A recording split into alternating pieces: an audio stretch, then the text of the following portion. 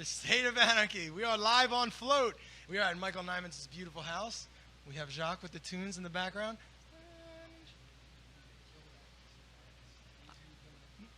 No, because these are directional mics. Honestly, if I had to bet, they probably can't even hear it. But there is awesome music in the background. And yeah, basically our voices are going to fuck the algorithms.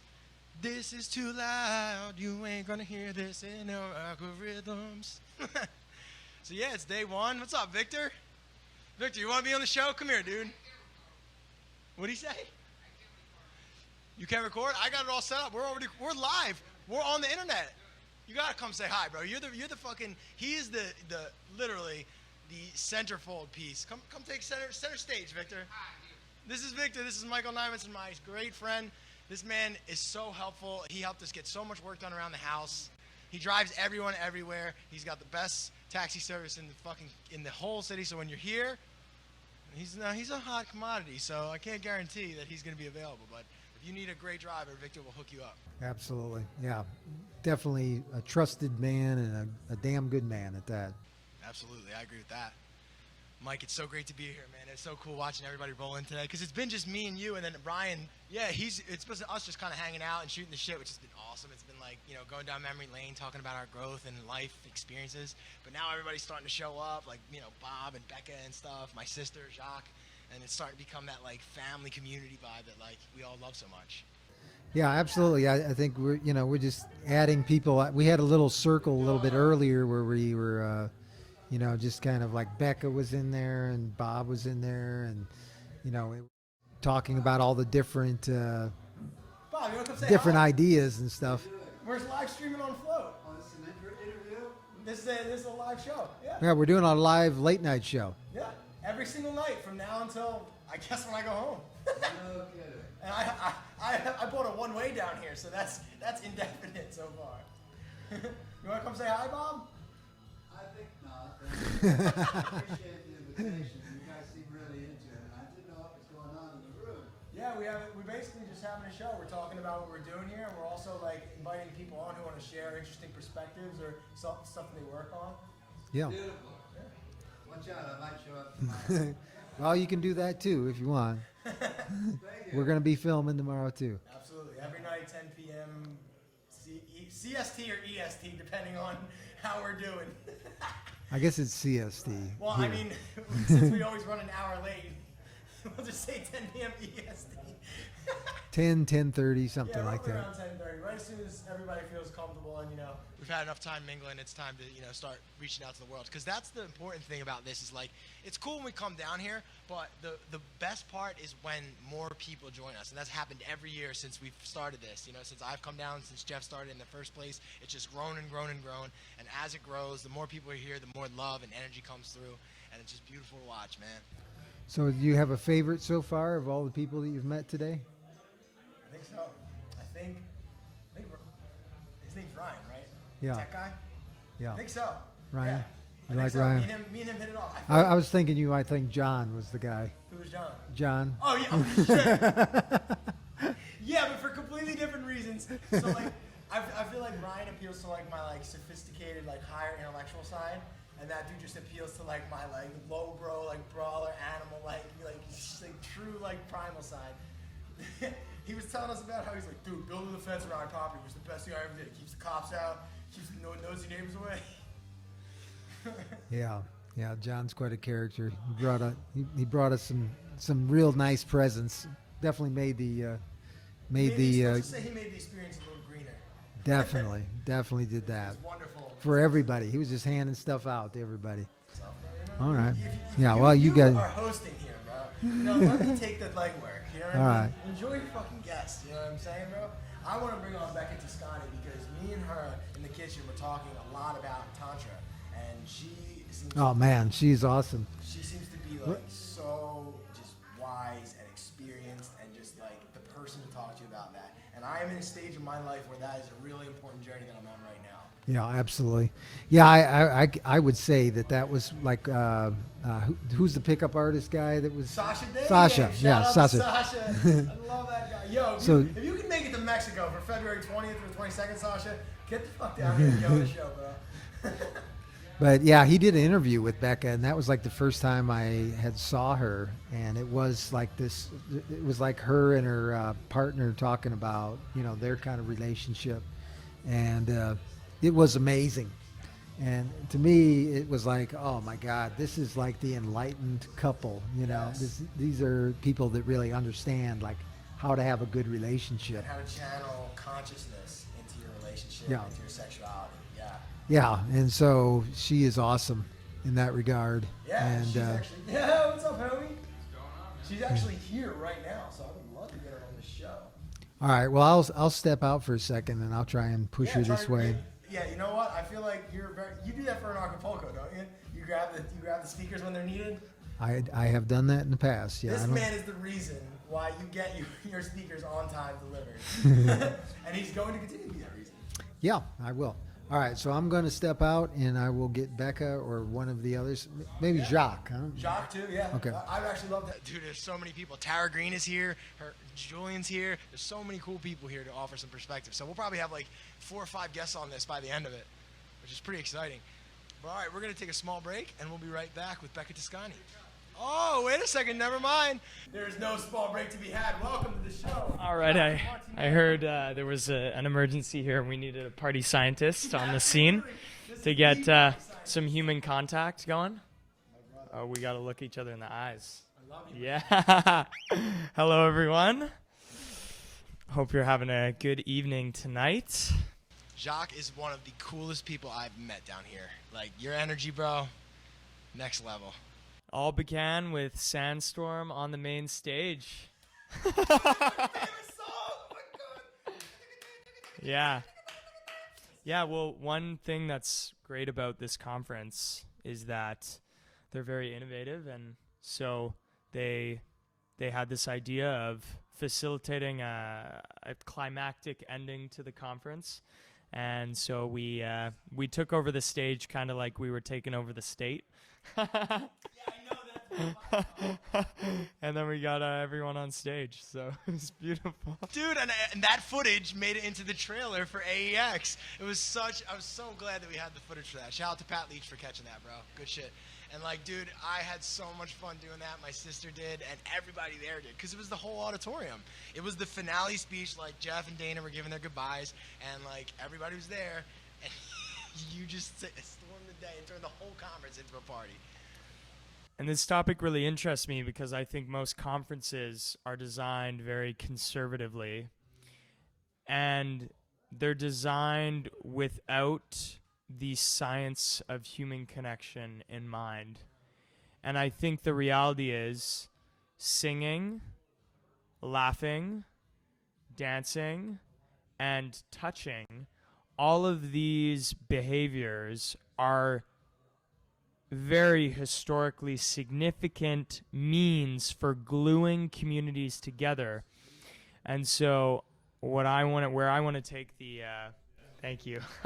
Where I want to take the events industry is I want to see the science of human connection and the science of social bonding get incorporated into more of these experiences, right?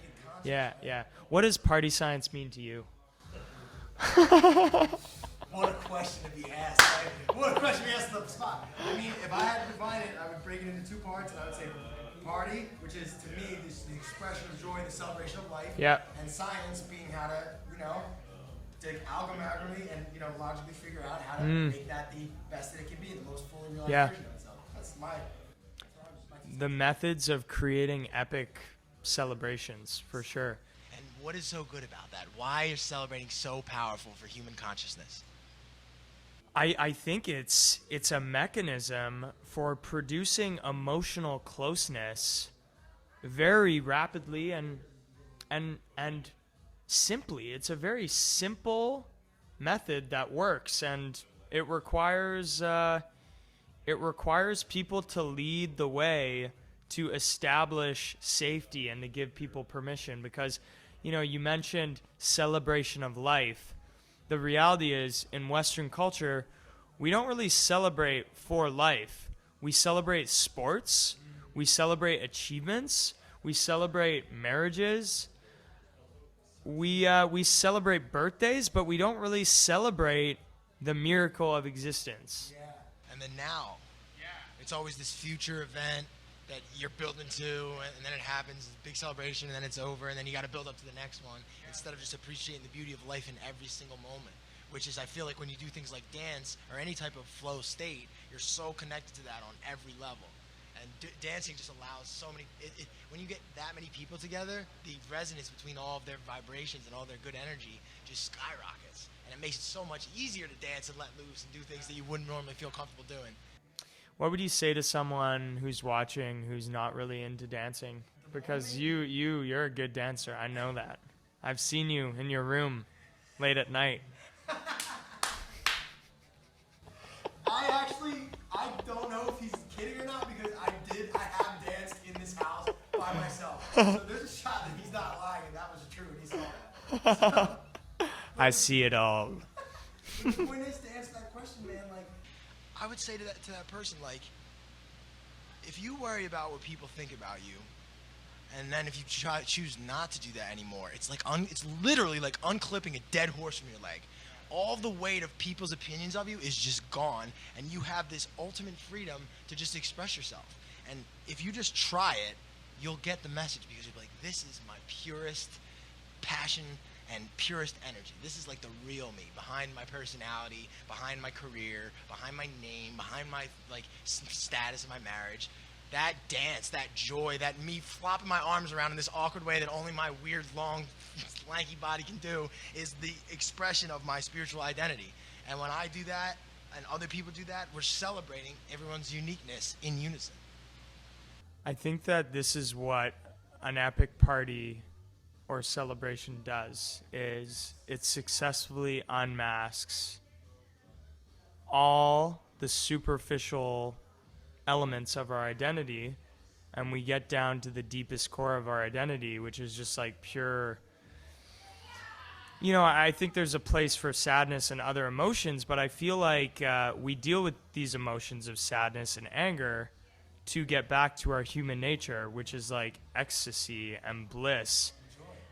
And, you know, my main message for the world is that we can access this bliss through human connection, and we don't need to resort to Netflix, Instagram. We don't need to shop. We can actually just look around, and when there's humans around and we know how to access that joy, we can revert back to that like ecstatic human nature by using a variety of techniques. It's a skill. It's a skill to connect in ways that generate this ecstasy. But yeah, I think celebrations, really good celebrations, do that, right? What I love about the way you look at it, I think you should tell people how you kind of got into this, because I know your story and how you kind of came from like the traditional party culture. You were working at festivals and things like that, and you were seeing a lot of people abusing, you know, substances as a result of this to try and maximize their party experience. And I am one who's abused plenty of substances in that pursuit, in every way, shape, or form. Yeah. And like, after giving it all up, I loved that I was no longer a victim of those things, but I did miss what the initial whole point of it was to party for that love and for that connection. That's where it all started. And then we were like, oh, alcohol makes it better because somebody told me that. And then you forgot about that and you started worrying about the alcohol or the drugs or whatever. Yeah. And you take a totally different approach to it because you saw the damage that caused people who really were just trying to have fun and express themselves and heal.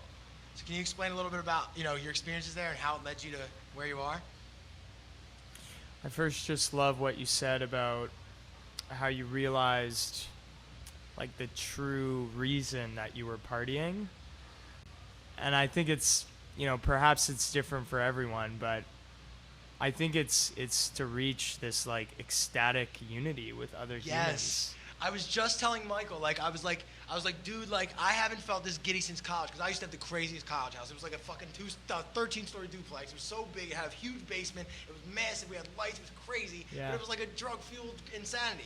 But before it became that, the whole day I was excited because I knew like close to 200, 300 people were going to cram into this shit, and it was just going to be so awesome because there's so many joyous people there. Yeah. And that excitement and that was what I loved about it. You know what I mean? That was the joy. And then after giving up drugs and alcohol for the most part, I really just, well, alcohol completely, I thought that like the partying had to go with it too. Do you know what I kind of threw the baby out with the bathwater when I gave up the substance. And I feel like for the longest time I might have limited myself in a way because I was a fucking maniac in college. I loved it. Dude. I loved partying, bro. I was the party boy. Anybody who like was watching this who's like a friend or family of mine knows exactly what I'm talking about. And like it's so cool to have that here with consciousness behind it. Yeah. That brings it to such another level. You know, I think that this community, there's definitely more consciousness to it, but I think the reality is everyone misuses substances to a degree, and it's present at most events because most events aren't designed around human connection Yes. and natural highs. The event does not generate the feelings that you're seeking. Yes. So we add other things to the experience. Yeah, but I'll touch back on your question.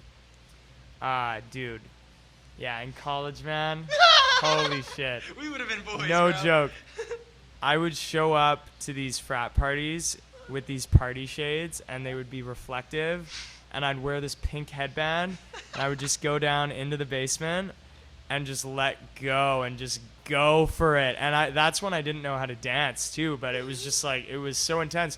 And I think the reason why I didn't drink at these parties was because I couldn't dance and drink at the same time. Yeah. Most people can't. Yeah. So like, I think, you know, of course I worked as an emergency medic at all these festivals, and I saved a lot of young people's lives. Wow. And I witnessed the public health emergency of youth substance use and youth binge drinking. It's interesting because it's actually, binge drinking is a factor in a lot of death causes of death. Sucks.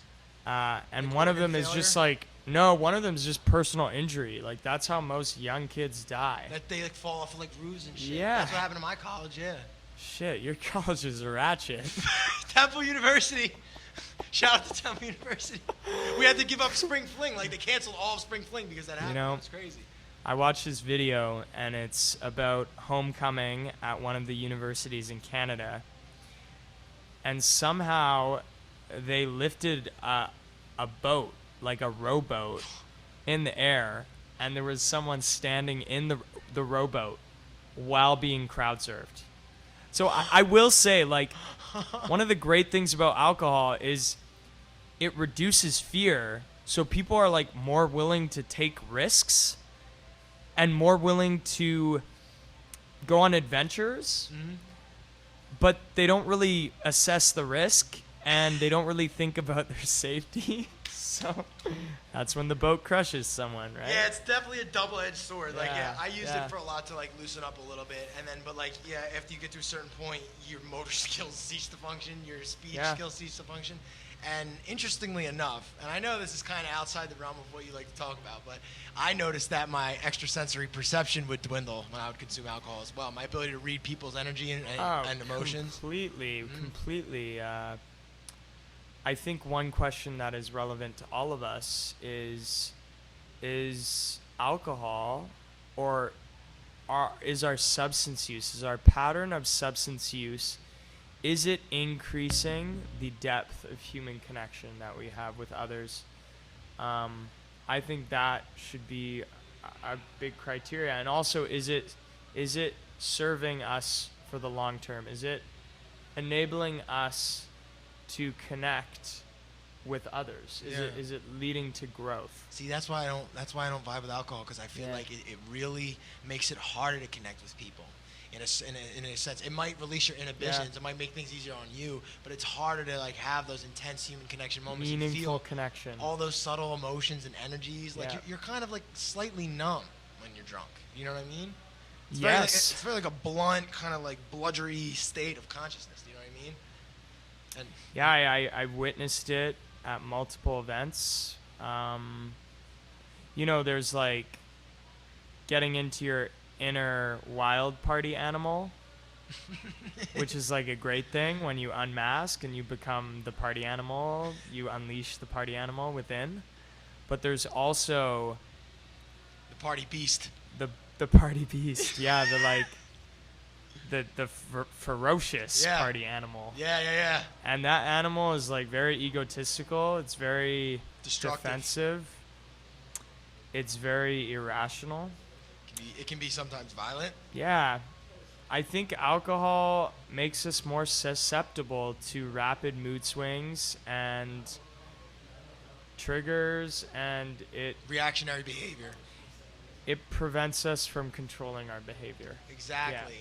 And so one of the big themes that I look at is how do we design our behavior around fun and human connection? I argue that if we're drunk, we can't actually make decisions to optimize our fun, and we can't apply the methods Yeah. that create this powerful euphoria that may not be possible without conscious action under the influence of alcohol.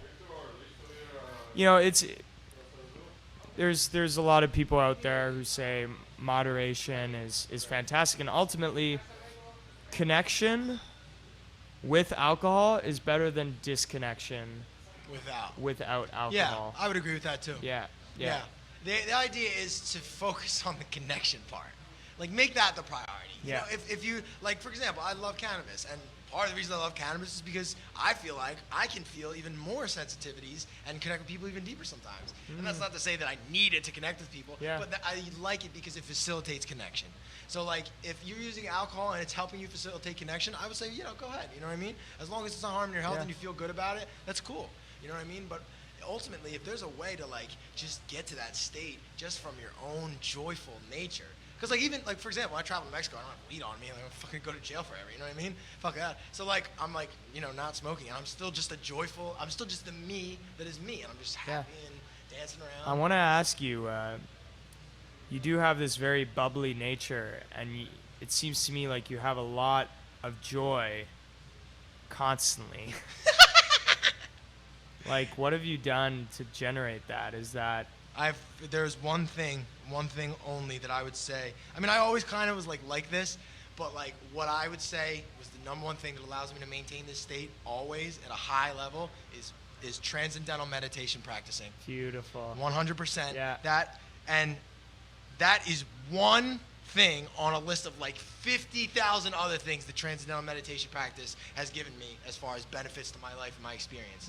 From just everything, from being more aware of my emotions, from having faster reflexes, ridiculous things, because like like you heal your brain. Rewires and stuff. your brain, yeah. Yeah, it's crazy. And what else it does, and again, getting into with the world of esoterica, because the symbols and all that. I'm trying to point to the symbol here. We love to get esoteric with it. I believe that when a meditation practice is undertaking, you are basically putting the body and the mind on standby mode. They're essentially at rest, and your entire consciousness, for as much as you can focus, is on nothing but the inner spirit dwelling within. Like, I always focus on this part of the body because this is where the breath is. So I find that that's like the first motion, if you will, of like the motions that produce the rest of the body's motions. Yeah.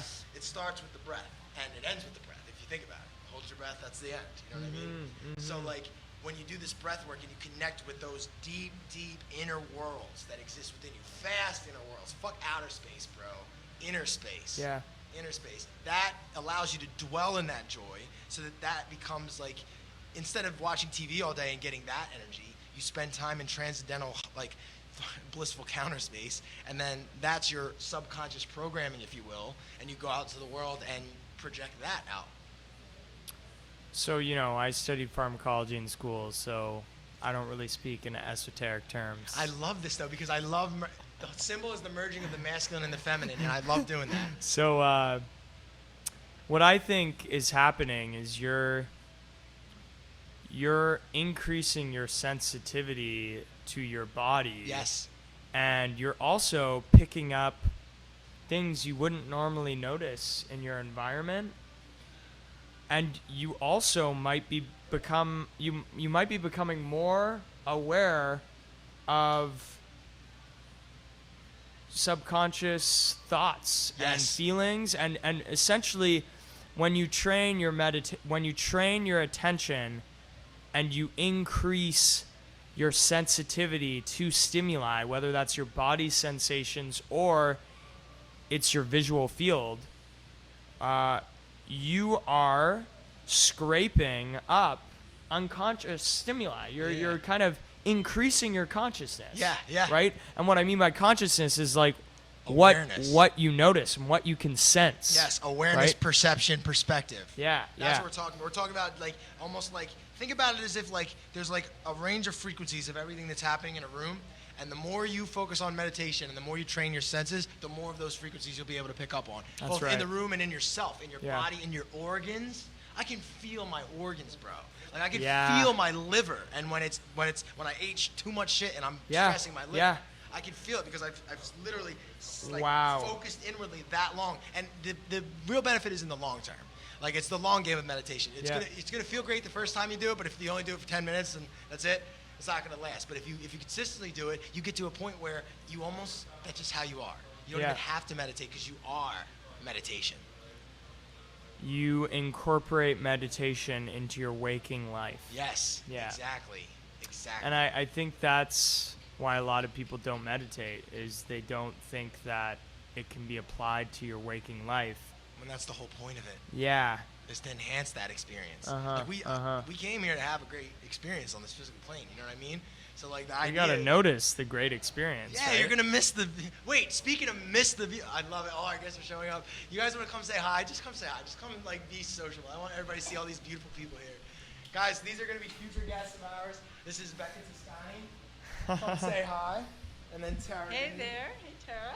We can Share share. a mic. I will Yeah.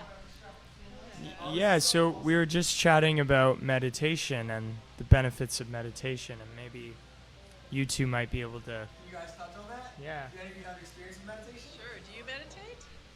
Yeah, I'm actually after Anarchy, I'm thinking about stopping at an ashram in Ecuador because I really enjoy the practice of doing it with like a large amount of people. I think it's like the potency. It's amazing doing it myself or in nature because it feels more potent to in nature, even though you like don't need nature to meditate anywhere.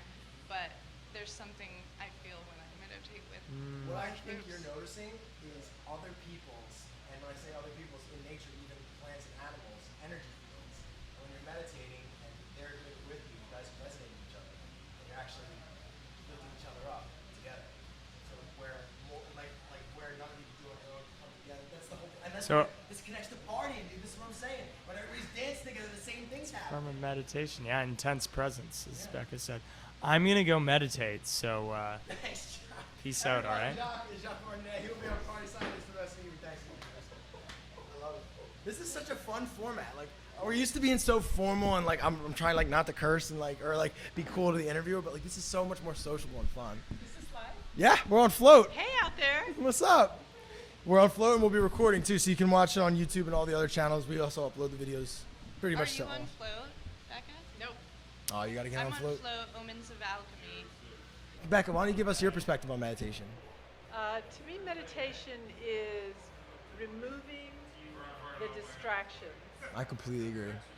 quieting the mind so that we can tune in and actually hear, see, experience reality. I mean, The there's base reality. The base reality. It's taking away all of that, and then we Yeah. actually get to know who we are. Yes, I completely agree. I feel like meditation is like peeling off the layers of like the onion that got like slapped onto you from all like the traumas and negative, all the bad stuff. You ever read the book The Body Keeps the Score? No, but I never heard about it. Same. I've never read it either, but so many people have mentioned it when I talk about this that like essentially they're saying your trauma is imprinted in you, and I feel like meditation is you going out and it's almost like a spiritual like act of immunity where you're just taking care of each little injury until there's nothing left but the real you. Because the main thing to me is that because we're living in a trauma-based mind control system, and so we've all been traumatized, Ugh. it's just part and parcel of growing up in this world, that the more practices that we can do that remind us who we really are, then the more we can embody our true nature, the less all that traumatic sabotage that comes our way will affect us. That's so true. That's exactly right. That's what I know. That's when I really start. Yeah, Tara, we got a chair for you. That's what I really started noticing was I was becoming more conscious of my like overly emotional reactions. And then also we have, this is so fun. This is so awesome. Like it's people just spontaneously on a show and it's live. It's so cool. I love it. So, all right, we peel away the layers. We get to our base consciousness, and then all those traumas don't affect us as much. And I was noticing that. I was noticing that like the things that my parents would do that would normally initiate an angered reaction, it would just happen slower. Like it was like a volcano erupting, and the volcano would like slowly get slower and slower until like it just stopped happening. And so could you intervene and make a decision? Yes, exactly. You had that. You didn't shut down and go to like that animal state. You had your consciousness with you, and you said, "Hey, wait a second. I'm going to go back and internally deal with this in the moment." And I feel like that stops it from turning into trauma. That's right. That's right. Because, I mean, after all, everything in the universe, all actions in the universe are neutral. Yeah. It's us that say that they're good or bad. Yes. And we can have traumatic experiences that actually become the best catalysts for our growth. I So it all completely agree. depends on the judgment we make about them. And if we can, and what meditation helps us do is interrupt those quick reactions, like you said, so that we can make a decision. Wait a minute, what's the blessing here? Yes. Let me focus on that. And then we don't have to repeat the trauma. Exactly. Then you transcend it. I feel like that's like kind of a whole like trick to this life. You know what I mean? Like once you figure that out, that's like the game. You know what I mean? And you just kind of address all of those things.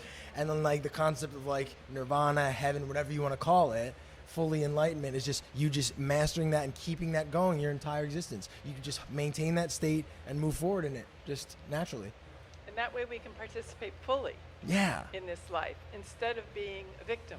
Yeah, or being like in the background. You know, so many people just relegate themselves to the background. They don't want to take chances. They don't want to say how they really feel. You know what I mean? Like if you have something that you want to tell somebody that like you really want to tell them, and it's like weighing on your heart, you should probably tell them.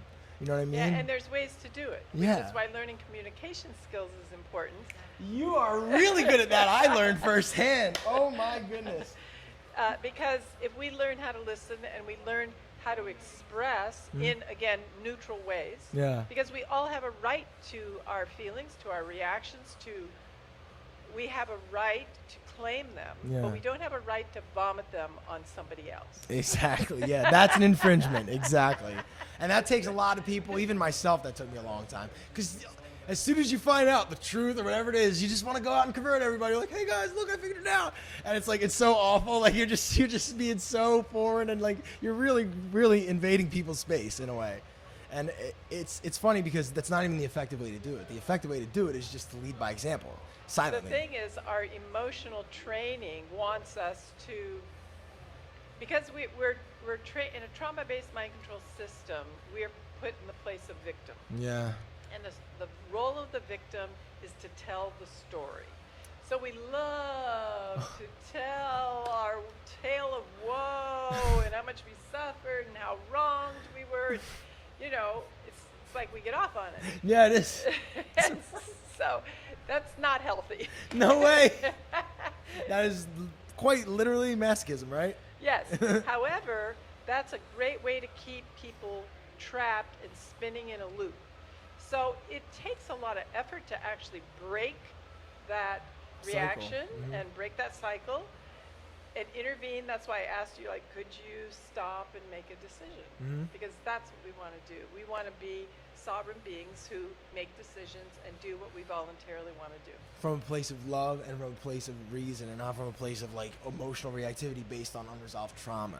You know what I mean? And then once you kind of get that, so many things open up because then when you see that in other people, you learn not to take it personally too, which is a powerful thing.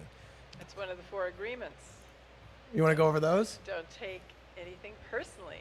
Oh, is this a test? No, I mean, I love throwing information yeah, at people yeah. because I don't know I don't know which all 4 of them are. Do you know? Yeah, well, Don Miguel Ruiz wrote this book called The 4 Agreements, which are like 4 simple rules for having a happier life. And one of them is don't take things personally. So true. And of course, Hey, I've been on a plane for 2 days and a little tired, so I can't recall. Oh, well, that's fine. But I like Yeah. that I like that concept of not taking things personally. There's a. Are you familiar with the writer and speaker Stuart Wilde? I love his work, and one time on one of his seminars, it was actually titled the seminar. The person asked, like, if you could boil your entire work down to one sentence, what would it be? And his response was, life. Don't take it personally.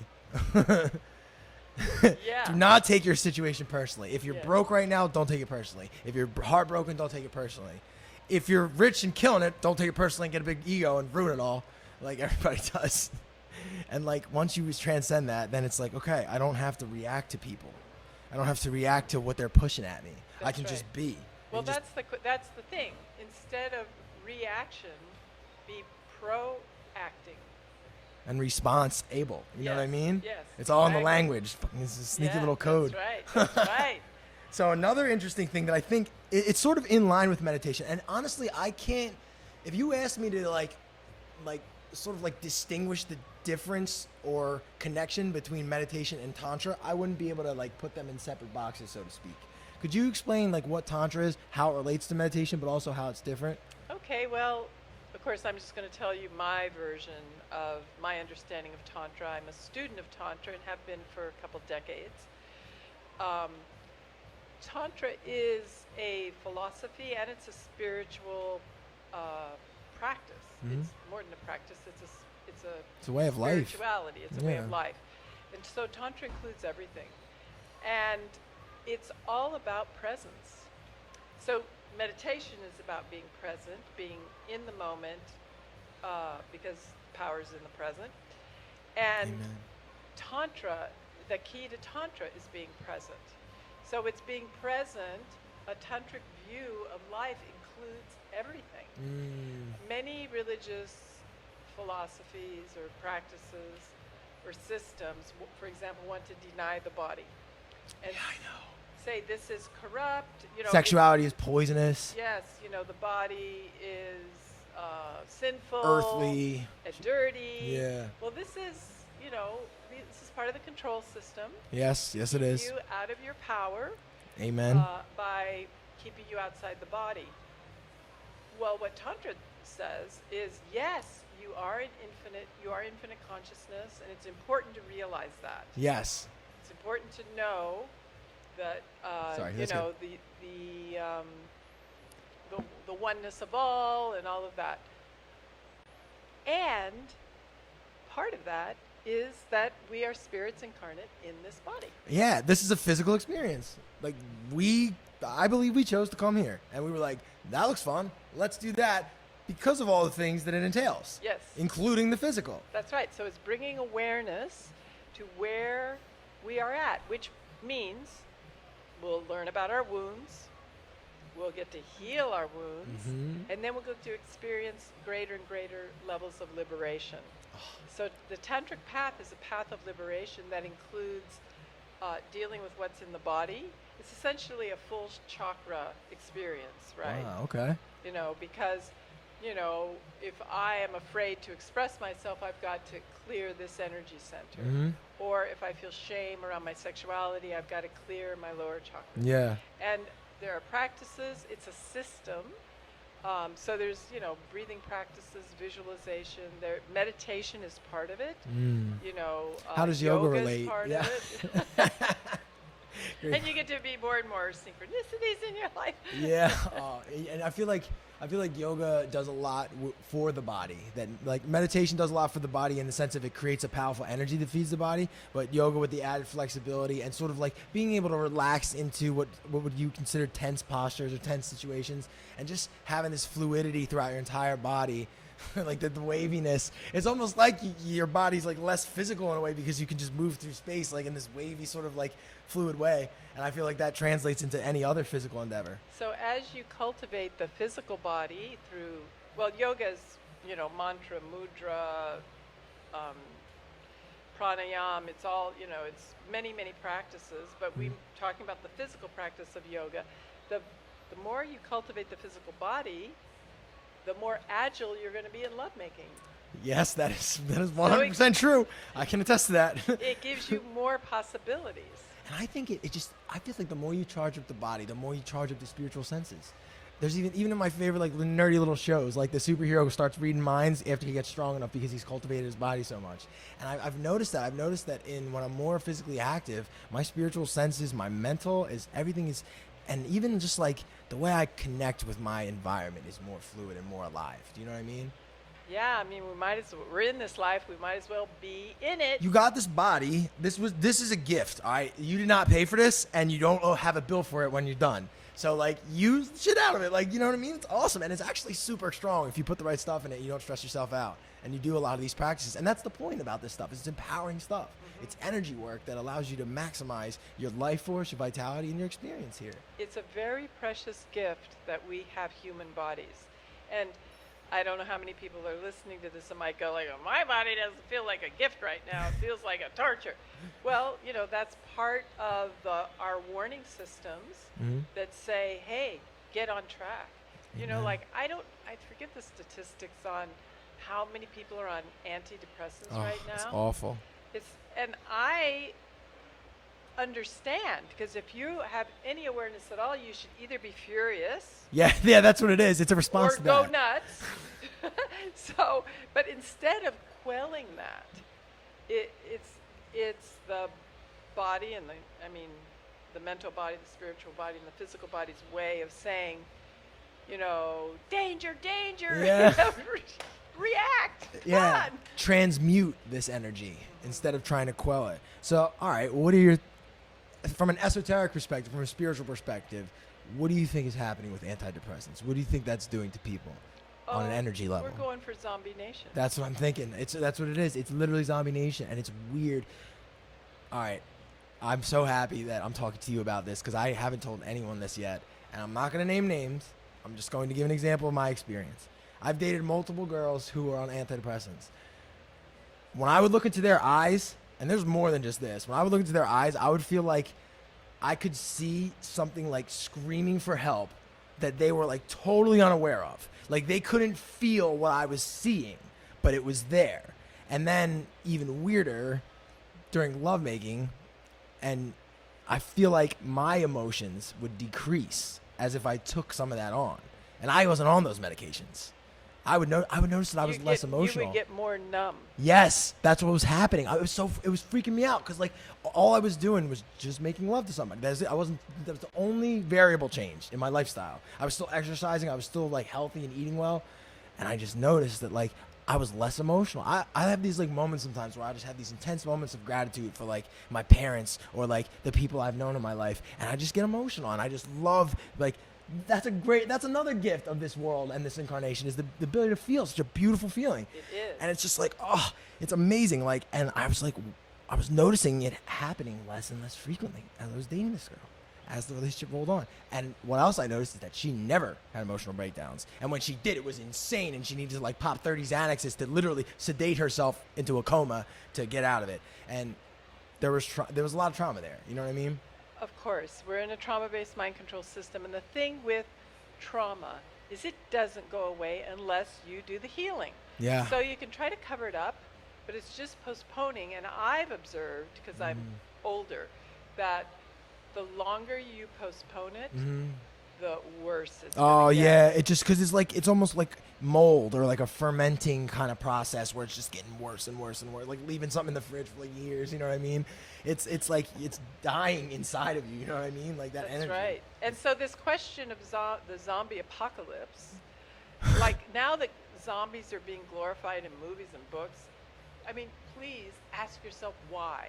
Why would the popular culture want to glorify brain dead and heart dead shells of human beings? That eat human beings. Right. That consume them. Right. So this would be a perfect scenario for certain controllers that don't want thinking, feeling humans. Exactly.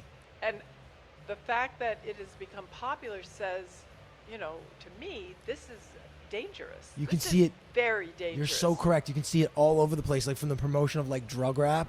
Like it went from thug rap to drug rap for a reason, because now it's a spiritual attack. They want people to be in these states of zombie land, and I'm so glad I'm talking to you because I'm going all the way out into woo-woo land. Like that's my favorite part about going on I Acapulco. love to get permission for woo-woo.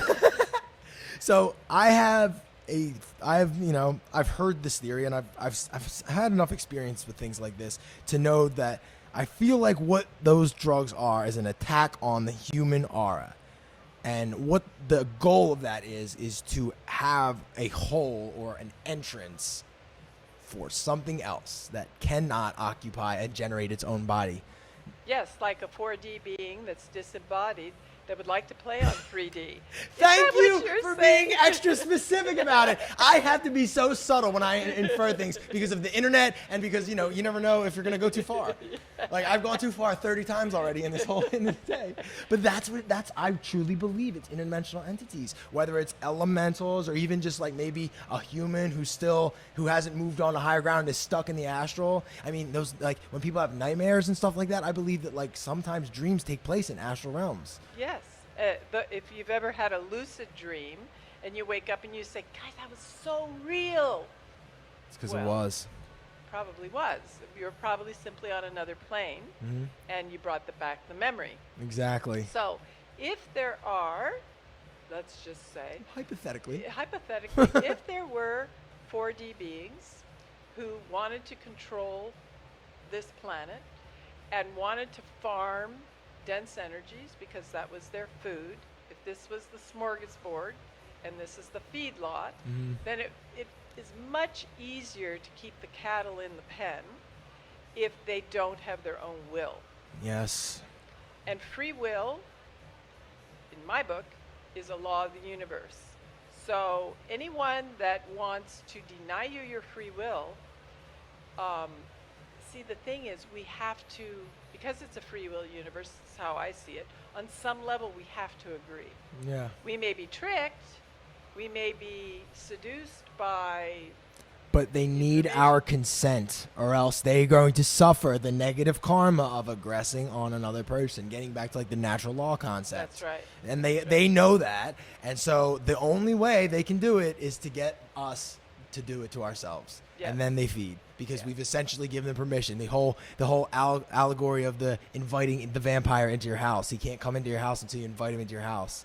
Well, every time you're doing Molly Percocets, you're inviting the vampire into your house. You know what I mean? Yes, so having holes in your aura is just a bunch of open doors with welcome signs. Exactly. And so what can you do? Well, What do we just talk about? Meditation. Number right? one, numero uno. Yeah, and then all the physical practices so Mhm. that you're honoring the body temple and you're giving yourself a vehicle that can run and play and have good sex. Yes, and just be potent in the face of any sort of dark forces that might come in. Like my experience with these things, because I've had personal experience with it. I've had dreams, haunting dreams, where like I was sleeping next to my lover, and the thing would go to both of our dreams and appear as each other. Like it would appear as her in my dream, and then deform itself into like an evil form, basically haunt us. And like basically the way we overcame it was just by making incredible love. Like we just like literally just held a vibration of like pure love and sexual bliss, that like that thing was like, all right, this is beat. I can't stick around here anymore. This is gross. I'm going to haunt somebody else. And it's so funny that like that's the solution. Like all these like big macho guys, you just gotta like love the thing, and like it can't be around that vibration. Yeah. I mean, we live in a world of energy, a universe of energy. A sea of energy. Yes, and everything's vibration. Yeah. So what frequency are you going to hold and where are you going to dwell? That's the decision we all have to make, and we get to make it, 50 times a day. And sometimes we fall down and we get in a funk, and then the question is, can we pick ourselves back up and then become what we aspire to be? Mm-hmm. And that's like almost like the game we're playing here on this planet. And see, it's my view is it's not just that I want to save myself, or that I like you and I hope you save yourself. Yeah. But I really feel that humanity is at stake. Yeah, it's true, because it's at some point like it could just completely just implode if it gets that bad. Like if they convince all of us to literally kill ourselves, like 100%, That's the end of humanity, and that's what all the abortion stuff's about. That's what all the not having kids about. They don't want this. They hate the fact that we create. That's what it is. They hate the fact that I can take a blank piece of paper and make this, because they can't do that. They can only alter and distort. That's what all the viruses are about. The coronavirus. The corona is an aura. That literally is what that is. It's weakening the aura physically with this virus for the archons to take you over. It's an attack on the human spirit, is what it is. We're in a spiritual war. And believe it or not, the way is not the sword. The way is love. And the way is a powerful energy that just cannot be ceased. That love and that hyper unity, that is the ultimate frequency, that is just like ecstasy. The white light, so to speak. Yes, we all have access to it. Mhm. We all have access to it. It's the real you. Yes. It's the real you under everything. And to do this work, if anyone's listening to this and thinks, oh man, how you, well, okay, you start with all the ideas in this podcast and all over, and you just make the steps, but it's not just for you. It is for All of us. all of us to hold a different frequency for the human species. Mm-hmm. And I think that's one of the best parts about these conferences, is because we're all here resonating that and like beaming it up into the cosmos, you know, and just like this is what this world is. We are giving love to this world, and that's what we're putting out. You know what I mean? And unfortunately, the other team's trying to do all their rituals and stuff to do the other thing. But like, this is how we break it: is we lead by example, and we just have enough people pump out the love and create the spirit bomb that creates, you know, the love that we're looking for in the world. Spirit bombs. Spirit bombs. Becca, you've been so amazing. Thank you. Do you have anything else you want to share? Come to Anarchy. Yes, it's starting in like 2 days. We got the TDV in like on Monday the 10th, and then Anarchy starts on the 13th. Yeah, and we're doing a pre-retreat starting on Monday, and Christoph Melchizedek's going to be there. Who's really got a lot of spiritual Let's talk about him for a technology. little bit. He's the son of what's his name, Van Below Melchizedek. I don't know. He- Is he? I think so. Drubala's son? Is he? I don't know. Because that's Melchizedek. I haven't heard that name a few. You know what I mean? That's a name I've only heard once, and like, I think they're or maybe I'm getting him mixed up with Robert Monroe, but I think it's all about that same topic, right? That sort of out of the body or sort of like extra dimensional experience.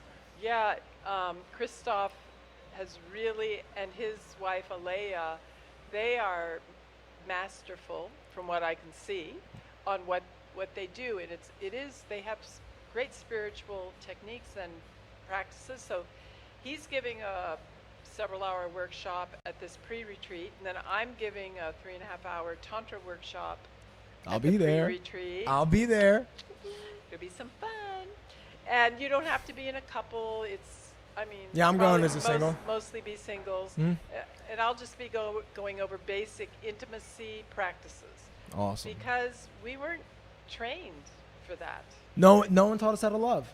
No one taught us. I would ask my parents, though. I don't know. You know everything else? This is really important. How the fuck do you know this? But I also want to say that on, I forget which night it is, it's the 14th, which is Valentine's Day, we're going to do a tantric puja, which is a that? ceremonial, it's sort of Piazza and I are going to be guiding. We're going to create sacred space and do some basic intimacy practices and some ceremonial actions to really raise the vibration of one of love, so that we are going to be there appreciating one another as human beings. That sounds amazing. Yeah, that's a 2-hour I come to thing that we're one too? doing on Valentine's Day evening. That sounds beautiful. What Yeah. time? Actually, I think it might be 4 to 6. Cool. It's on the website. Yeah. All the stuff's on the Yeah, website. Wow, Becca, you've been amazing. And so tell, happy what are to you be going to here. do, or did you already talk about what you're going to be doing at Anarchy? Well, I mean, we're going to be doing a very similar thing to this. We're going to be absolutely just like, you guys are so gracious to give us a space and, you know, give us access to speakers. I know some of them personally. I met Del Bigtree before, so I'm excited to talk to him again. And we're just going to be firing off and giving videos out to the world and hooking you up with all the behind the scenes goodies too. We already got some. I had great shots of the moon over the coming over the horizon. Full moon. Yeah, it's a full moon tonight. So daytime. It was awesome. Great. Mhm. Good. Well, Becca, thank thank you you so so much much. for everything you're doing. I'm so excited Yeah. for this week. Oh my God, it's going to be great. All right, we're going to take a short break and then we're going to have Tarah Green on. She's coming on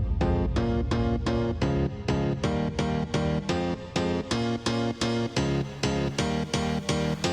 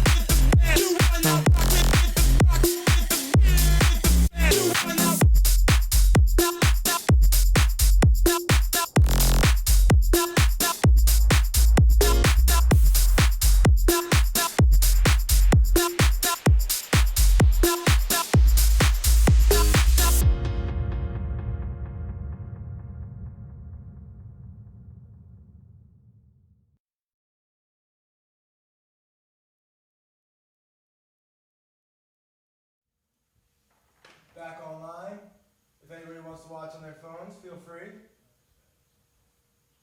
Just fixing up some last minute settings here. Nice. I'm gonna play ambient, like electronic music. Is that cool? Oh yeah. And my phone's not neither. I think my charger's here, but whatever. It's fine. So while we're waiting, Tara, why don't you introduce yourself and tell everybody about the awesome endeavor that you took on this year? Oh yeah.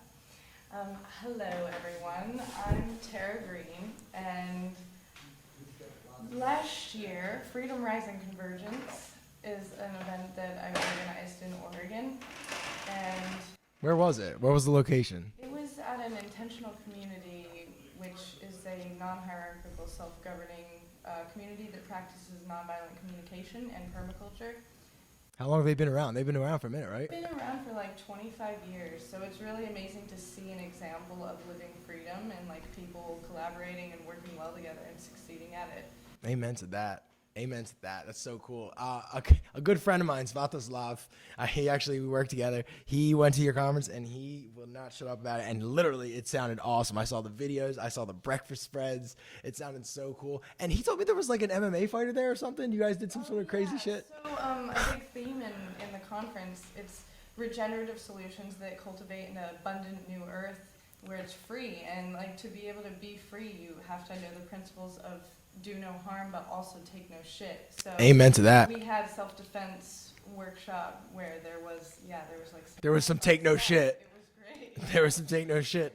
I would like to do that at the Anarchist Fight Club. We like Michael. So far, we've only planned to do like intellectual debates. That's on the 22nd. But it would be awesome if like I don't know if there's some Mexican MMA fighter and we just had like a demonstration. That would be so cool. But another thing that I find pretty cool is that you guys did it like super. The way he was explaining it to me is that you guys pretty much everything from that community as far as needs is provided within the limits of the acres, right? As far as food and stuff like that. Not necessarily. So I mean, like that's the idea. Mm-hmm. That's the end game, yeah. And with Freedom Rising, I want that to be part of the conference, part of the convergence, I call it, because it's coming together of people. Yeah. Not just someone like talking at you on a stage, but it's like all these people. Yeah. Telling you it's this, Yeah, so, it's like, this. We want to sustain ourselves as much as possible. So for our event, we had locally grown food from urban permaculture places, as well as just like everyone in the community came together. It's so cool. Food, and we provided all of our plant-based meals for Saturday and Sunday for 75 plus people for free. Isn't it ironic though that the plant-based meals are the easiest ones to come by? Oh, especially like when it comes to eating in season, and you just have all like fresh, excess plants that are just like giving. That's the best part about Acapulco. Like I'm just like looking at like mountains of mangoes and watermelons and papayas, like real ones with seeds and actual like ripe, delicious fruit everywhere. Like it's so good. Oh my God. It's all like local here too. You can go to a farmer's market And just grab it. So many different fruits. And get coconuts right off the tree. I love that. And like, I feel like there's something to be said about that, because I get into this weird research about like mitochondria and how like the sun, so like, you know how we have like a circadian rhythm? It's like apparently so do like all plant lives. And apparently when you eat plants that are out of circadian rhythm with you, it's not as good for you as if you eat something local, because it's going to be getting hit by the sun at the same time. And apparently that has something to do with like electromagnetic resonance. It's actually better for you to eat local. Yeah, I feel that. And yeah, you know what I mean? Yeah. I noticed that even like in the strawberries that are seasonal up in Philly. Like when the seasonal food in the north does come, I notice it's the best food.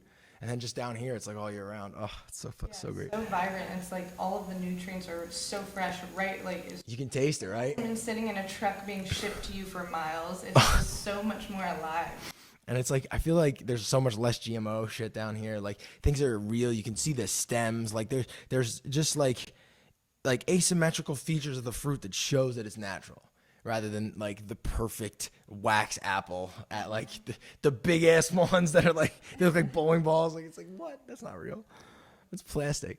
So my buddy he liked that part, and he liked that like it was like, he also thought it was cool that like you guys really made it sort of like, it wasn't about like a big production. You know what I mean? It was about like really coming together with human connection. And it wasn't about like this big like score or like trying to make it a money grab. It was really about the intentional community. And I feel like keeping that in line with that vision and putting that out in action is something really commendable, honestly. So I'm glad that you do that, and I'm glad that it's happening again, correct? Yeah, it'll be happening again. We're still working on some details, but follow the Facebook page, Freedom Rising Convergence, to stay up to date on that, and it'll be sometime in the autumn. Awesome. Yeah. Well, there's one other thing I want to talk to you about, and I almost don't even want to say the catchy ass name you made up for it because it's so awesome. I want to hear you say it. Oh yeah. Something we'll be doing at Freedom Rising Convergence. We'll be having a Vanarchy Convergence where I love that. Those who live in their vans, because it is a more free way of living, we're going to come together and talk about that. And you're a living example of that. Yeah. You have like the coolest. You turned a box truck into a house, right? Yeah. Box van. It used to be a trauma scene cleanup vehicle, and it has a roll-up door in the back. It's a big white thing. It looks like an industrial work truck. And that's what you want. If you're, it's gonna be your house. You want like something strong like that built to last. That was a smart move. Did you just like go on Craigslist and like look for like industrial vehicles? How did you come by it? Pretty much exactly that.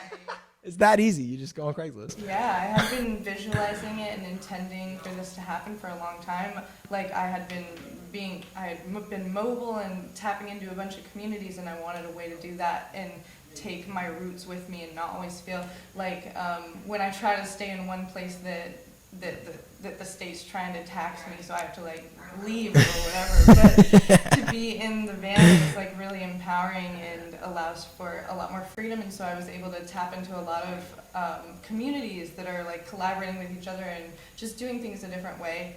And so the van really allowed that. And I've learned a lot. And you don't have to pay rent, and it's just an awesome lifestyle.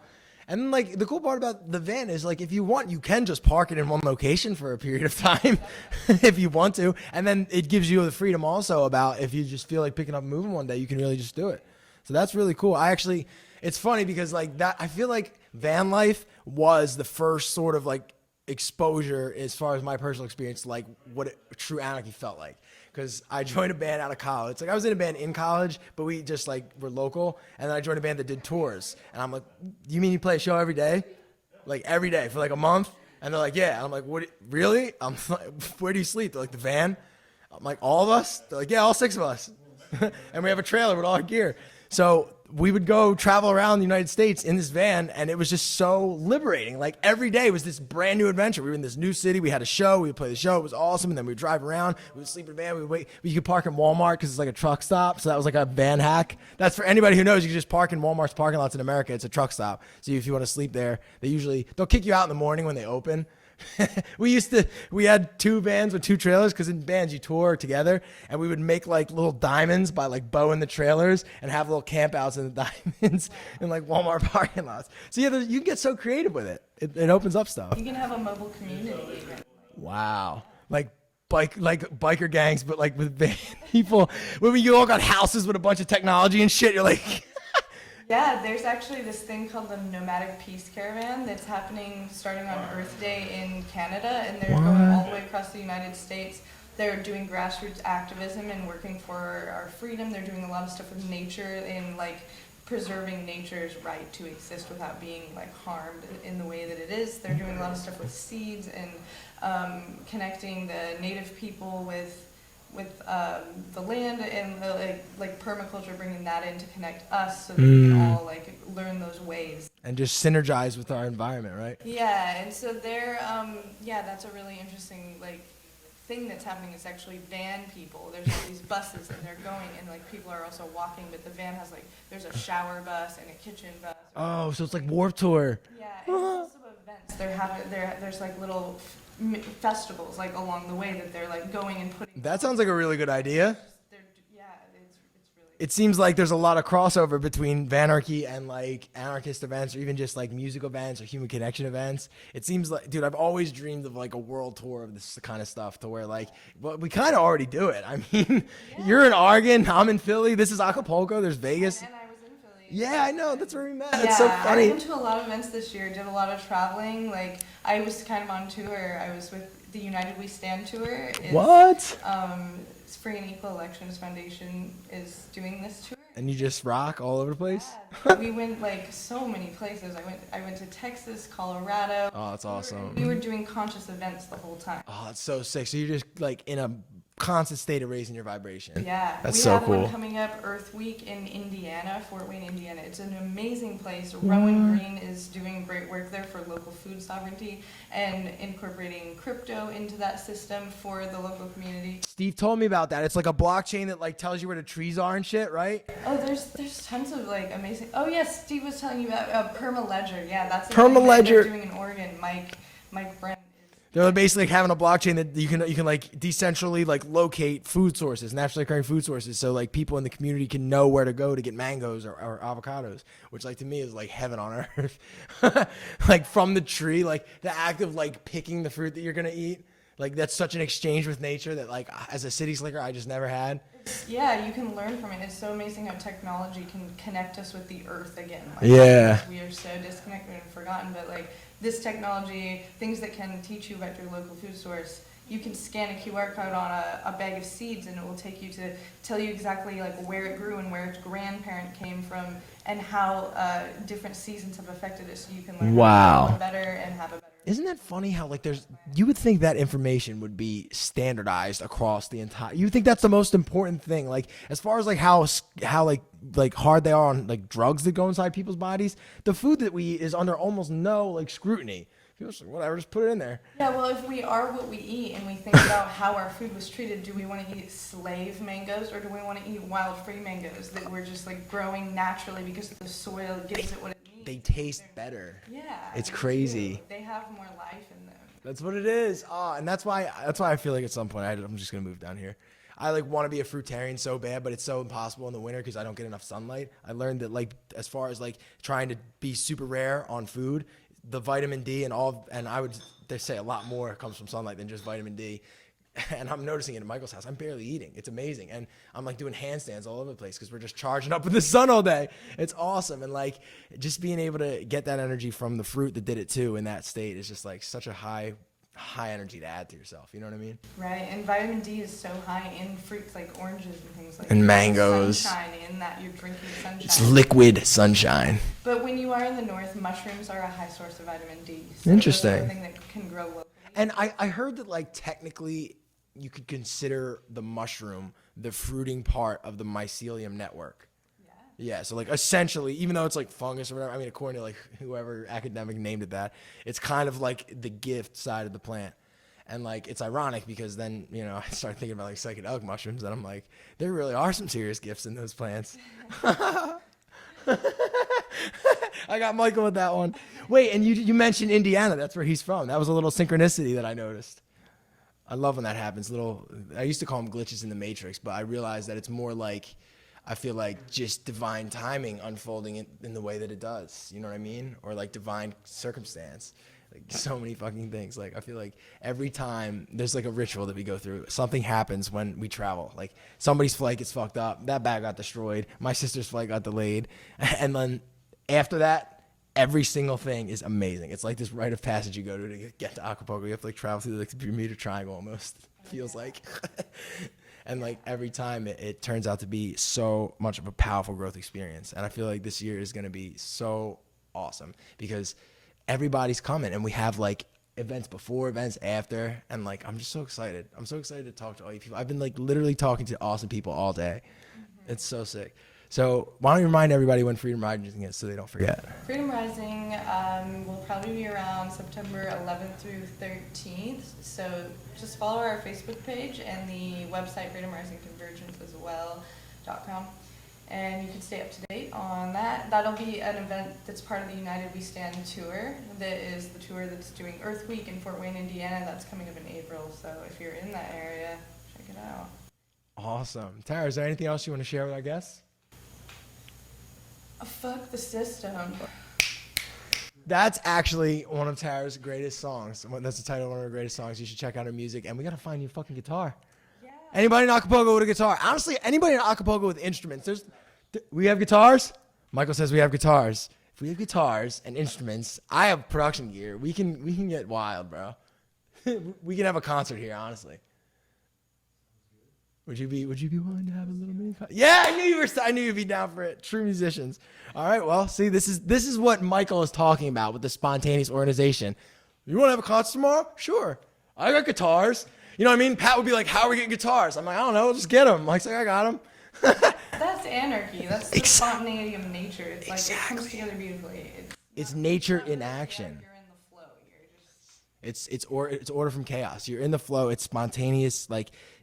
Just like in synchronicity is just like meshing with the phase of the vibrations of life, and like anarchy is just a purest form of that. That's all we're trying to do. We're not trying to blow anything up, bro.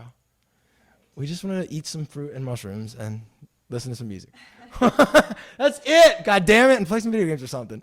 But all right, guys, this will be it for tonight. Nice long one. I have no fucking idea what time it is, but that was fun. We'll be back to. Oh, nice. So we ran late. I love that. So all this stuff will be up on the YouTube tomorrow because the live streams are ephemeral. So we will be back tomorrow, 10 p.m. are you shutting down? Right? Is this it? This is the end. I think so, yeah. PM tomorrow. Sweet. All right. Well, yeah. See you guys. Peace.